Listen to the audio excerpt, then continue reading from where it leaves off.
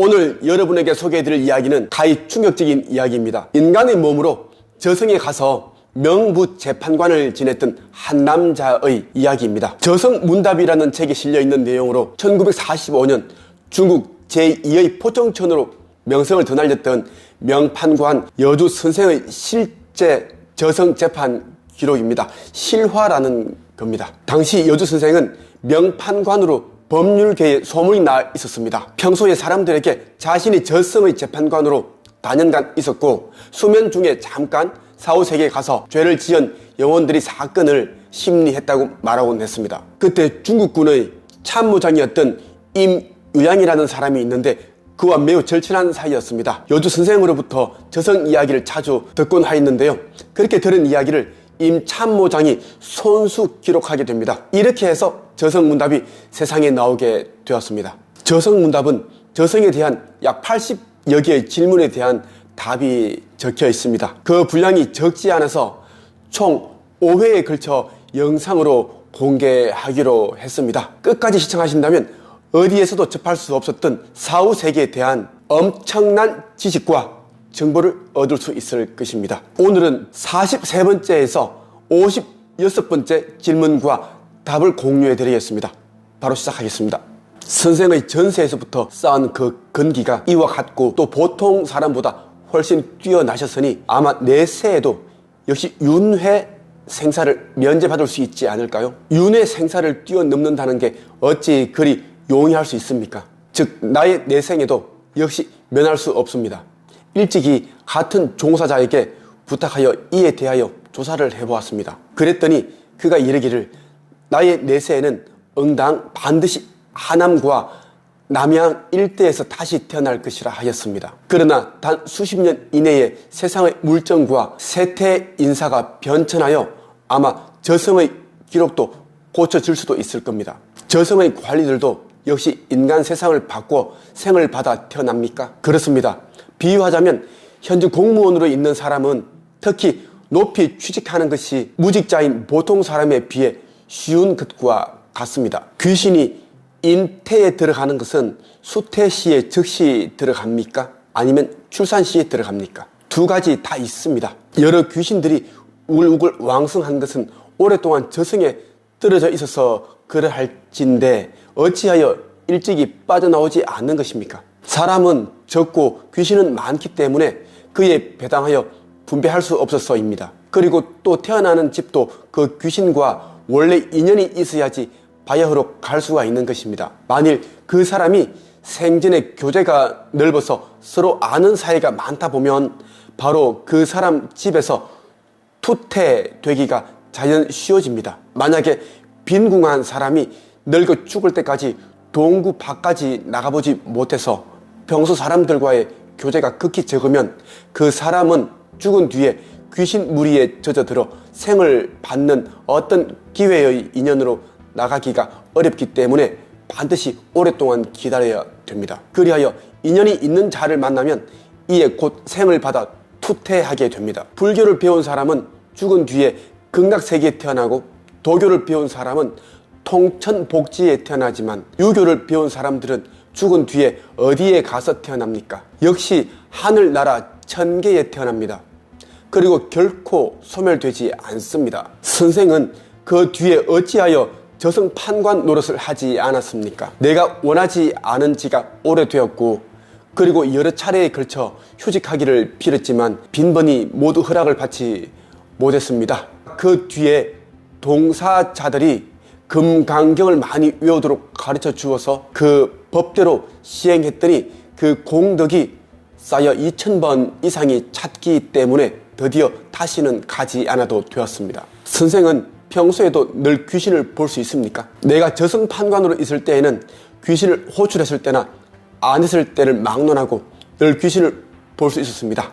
하지만 중화민국 초 이후부터는 귀신을 보는 것이 점점 적어지더니 중화민국 10년 이후에는 완전히 하나도 보이지 않습니다. 맨 처음 저승판관으로 들어오라는 것을 어떻게 통지받았습니까? 어느 날 밤에 꿈속에서 옛 의관을 단정히 갖춘 한 사람이 찾아와서 내 방으로 들어서서 이러기를 중대한 일이 있어 받들어 모시려 하니 수고스럽겠지만 바쁜 일을 도와주시기를 청합니다 라고 합니다. 내가 그 사람에게 일러 말하기를 그대가 어떤 일을 위임하려는지는 모르나 다만 내 힘이 모자랄까 두렵다고 하였더니 그 사람이 말하기를 선생께서 제발 윤허만 해준다면 할 수 없는 것은 아닙니다 라고 하기에 나는 그가 본 뜻이 어떤 것인지는 모르지만 오직 그의 예의 바른 용모가 단정하고 공경하며 그 태도가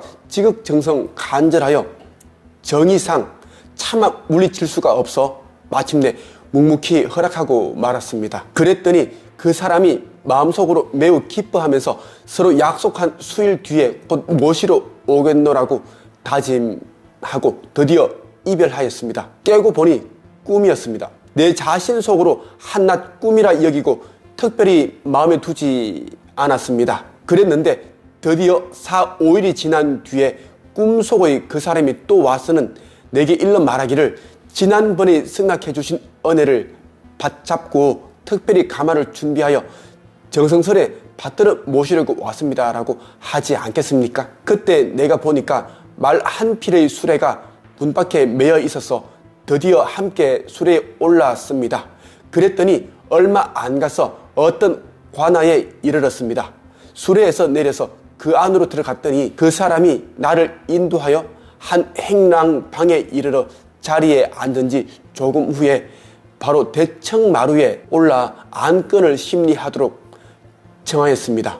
한 범죄인을 끌어다 놓고 좌우 배심원들이 원안을 진술하여 주면서 나에게 판결하도록 요청하였습니다.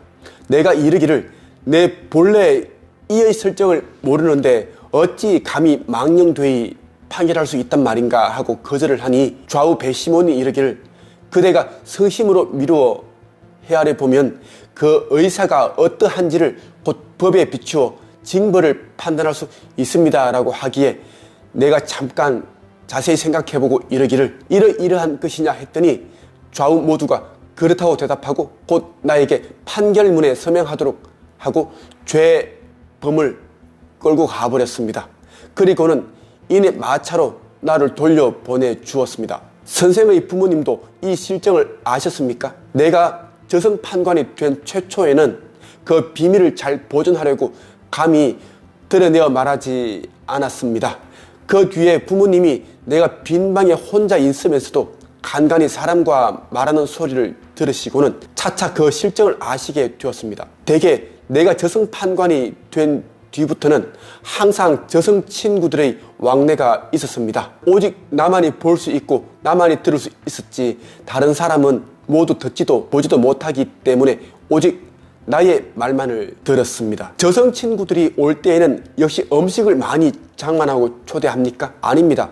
다만 맑은 차 한 잔이면 이미 그 정을 다 하는데 족합니다. 저승에서도 역시 해마다 그 명절과 휴가가 있습니까? 이승과 다름이 없습니다. 음력 설날과 청명, 한식, 단오, 추석, 동짓날 등을 만나면 역시 반드시 며칠을 쉽니다. 그러나 단 아직 일, 월, 화, 수, 목, 금, 토 등의 주일은 없었습니다. 귀신은 어떻게 그 모습을 바꿀 수 있습니까? 모든 귀신들은 모두 마음대로 변환할 수가 있습니다. 다만 반드시 저승 법정의 허가를 얻어야 됩니다. 선생은 일찍이 무슨 중요한 안건을 심판하였습니까? 일체의 모든 안건이 모두 다 매우 평범한 안건으로서 절대로 인정과 사리의 밖의 것은 없었습니다. 또 그 죄상도 환히 밝아서 증거가 확실하기 때문에 복잡다단하여 밝히기 어려운 정황은 없었습니다. 일찍이 각 철을 유람한 경력이 있습니까? 없습니다. 저승문답 오늘은 여기까지 하겠습니다. 영성과 마음 공부, 사후 세계, 윤회, 카르마 등에 대해 더 많은 것을 알고자 하시는 분들은 네이버 카페 한국책쓰기 강사협회에 가입해 보십시오. 이곳은 글쓰기, 책쓰기, 책출판, 무자본 창업, 돈 버는 방법에 대해서만 알려주는 곳이 아니라 방금 말씀드렸던 대로 영성과 사후세계, 마음의 법칙 이러한 것들까지 아우러서 제가 알려드리고 있습니다. 오늘은 여기까지 하겠습니다. 감사합니다.